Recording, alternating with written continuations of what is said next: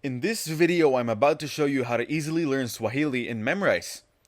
If you want to learn Swahili with Memrise, then your online personal AI language tutor will teach you how to speak Swahili like a local. Start by opening the Memrise website and searching for Swahili courses. Memrise teaches you Swahili vocabulary through lessons based on your interests.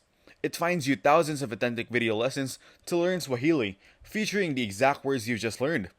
It provides you with unlimited human-like conversation practice to improve your Swahili learning.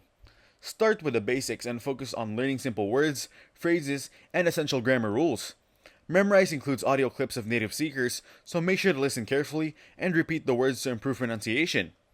Regular short practice sessions, 10 to 20 minutes daily, are more effective than occasional long sessions.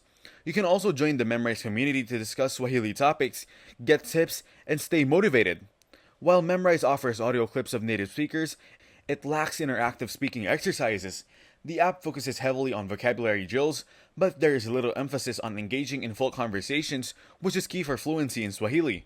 Thanks for watching. Don't forget to like and subscribe.